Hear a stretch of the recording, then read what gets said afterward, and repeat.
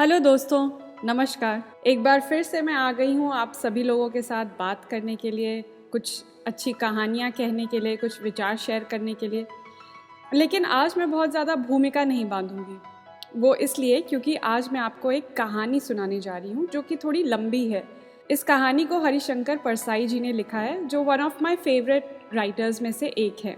वैसे भी मैं राजनेता तो हूँ नहीं, मैं तो सिंपल कहानी कहने वाली हूँ, कथावाचक हूँ। इसलिए अगर मैं कम ही भूमिका बांधूँ तो अच्छा रहेगा। तो चलिए सबसे पहले आपको हरिशंकर परसाई जी के बारे में बता देती हूँ। उनके बारे में कहा जाता है कि वो लिखते तो शानदार और धारदार हैं, लेकिन कठिन लिखते हैं। वैसे हम लोगों को जब किसी की लिखाई की तारीफ़ करनी होती है तो हम बोलते हैं कि वाह क्या सुंदर लिखा है, क्या मीठा लिखा है। लेकिन परसाई जी के लिखे को अगर मीठा कह दिया तो ये एक तरह से उनकी इज्जत कम करने के समान है, क्योंकि वो तो कड़वा लिखते थे, नीम की तरह, या फिर कह सकते हैं कि किसी मिर्ची की तरह तीखा लिखते थे। असल में वो अपने व्यंग से समाज की गंदगी को उजागर करते थे। उसमें वो कितने कामयाब हुए ये तो बताना नापने वालों का काम है। हमारा काम है उनको पढ़ना और सुनना। तो आइए मैं आपको सुनाती हूँ उनकी लिखी ये व्यंग कहानी, जिसका नाम है एक अशुद्ध बेवकूफ़। बिना जाने बेवकूफ़ बनना एक अलग और आसान चीज़ है, कोई भी इसे निभा देता है। मगर यह जानते हुए कि मैं बेवकूफ़ बनाया जा रहा हूँ, जो मुझे कहा जा रहा है वो झूठ है। बेवकूफ़ बनते जाने का एक अपना मज़ा है, ये तपस्या है। मैं इस तपस्या का मज़ा लेने का आदी हो गया हूँ, पर यह महंगा मज़ा है, मानसिक रूप से भी और इस तरह से भी। इसलिए जिनकी हैसियत नहीं है उन्हें यह मज़ा नहीं लेना चाहिए। जो हैसियत नहीं रखते उनके लिए दो रास्ते हैं, चिढ़ जाएं या फिर शुद्ध बेवकूफ़ बन जाएं। शुद्ध बेवकूफ़ एक दैवी वरदान है मनुष्य जाति को। दुनिया का आधा सुख खत्म हो जाए अगर शुद्ध बेवकूफ़ ना हो। मैं शुद्ध नहीं, अशुद्ध बेवकूफ़ हूँ, और शुद्ध बेवकूफ़ बनने को हमेशा उत्सुक रहता हूँ। अभी जो साहब आए थे निहायत अच्छे आदमी हैं, सरकारी नौकरी में हैं, साहित्यिक भी हैं, कहानी भी लिखते हैं। वे एक परिचित के साथ मेरे पास कवि के रूप में आए। बातें काव्य की ही घंटा भर होती रहीं, तुलसीदास, सूरदास, गालिब, अनीस वगैरह। पर मैं अशुद्ध बेवकूफ़ हूँ, इसलिए काव्य चर्चा का मज़ा लेते हुए भी जान रहा था कि भेंट के बाद काव्य के सिवाय कोई और बात निकलेगी। वे मेरी तारीफ़ भी करते रहे और मैं बर्दाश्त करता रहा, पर मैं जानता था कि वो साहित्य के कारण मेरे पास नहीं आए। मैंने उनसे कविता सुनाने को कहा। आमतौर पर कवि कविता सुनाने को उत्सुक रहता है, पर वे कविता सुनाने में संकोच कर रहे थे। कविता उन्होंने सुनाई, पर बड़े बेमन से। वो साहित्य के कारण आए ही नहीं थे, वरना कविता की फरमाइश पर तो मुर्दा भी बोलने लगता है। मैंने कहा, कुछ सुनाइए। वे बोले, मैं आपसे कुछ लेने आया हूँ। मैंने समझा ये शायद ज्ञान लेने आए हैं। मैंने सोचा ये आदमी ईश्वर से भी बड़ा है। ईश्वर को भी प्रोत्साहित किया जाए तो वह अपने तुकबंदी सुनाने के लिए सारे विश्व को इकट्ठा कर लेगा। पर ये सज्जन कविता सुनाने में संकोच कर रहे थे और कह रहे थे, हम तो आपसे कुछ लेने आए हैं। मैं समझता रहा कि ये समाज और साहित्य के बारे में कुछ ज्ञान लेने आए हैं। कविताएं उन्होंने बड़े मन से सुना दी।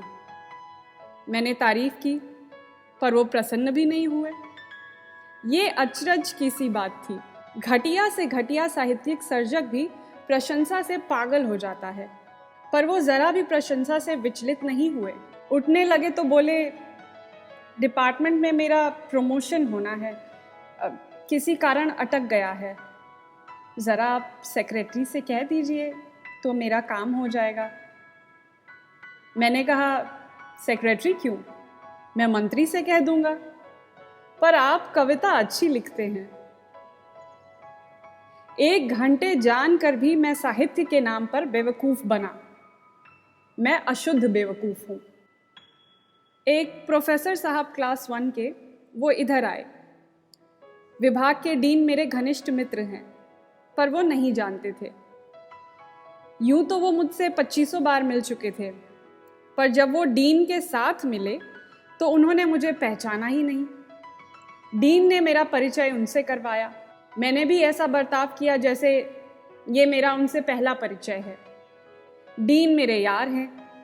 कहने लगे, यार चलो कैंटीन में अच्छी चाय पी जाए, अच्छा नमकीन भी मिल जाए तो मज़ा आ जाए।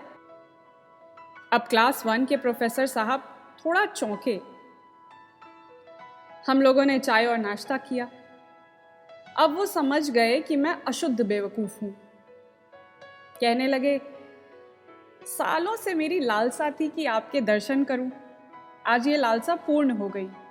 हालांकि वो कई बार मिल चुके थे, पर डीन के सामने थे।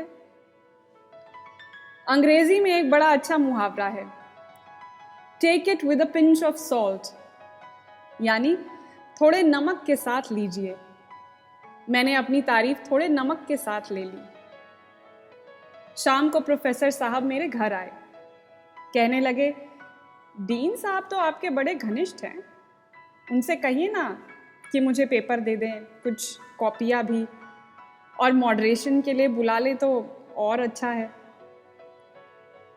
मैंने कहा, मैं ये सब काम डीन से आपके करवा दूंगा, पर आपने मुझे पहचानने में थोड़ी देर कर दी थी। बेचारे क्या जवाब देते। अशुद्ध बेवकूफ़ मैं मज़ा लेता रहा कि वो क्लास 1 के अफसर नहीं, चपरासी की तरह मेरे पास से विदा हुए। बड़ा आदमी भी कितना बेचारा होता है। दोस्तों, ये व्यंग जब मैंने पढ़ा था तो मुझे बहुत मज़ा आया था, क्योंकि हम लोग भी कहीं ना कहीं शुद्ध या अशुद्ध बेवकूफ़ के बीच में टाल मटोल करते रहते हैं। कभी कोई हमें शुद्ध बेवकूफ़ बना देता है, जिसमें हमें सामने वाले का इंटेंशन पता ही नहीं चलता, अंत तक नहीं पता चलता। और कभी कभी हमें सामने वाले का इंटेंशन पता होता है कि उसे कुछ और चाहिए, फिर भी हम उसके हाथों बेवकूफ़ बनते जाते हैं। ये कभी कभी सज़ा हो जाता है, कभी कभी मज़ा भी हो जाता है। उम्मीद करती हूँ कि आपको ये कहानी पसंद आई होगी। और भी ऐसी ढेर सारी कहानियों, कविताओं, गज़लों, दोहों के लिए मेरा चैनल प्लीज़ सब्सक्राइब करें, बेल आइकन को दबाएं ताकि आपको नोटिफिकेशन मिले जब भी मेरा पॉडकास्ट रिलीज़ हो। सुनने के लिए बहुत बहुत धन्यवाद।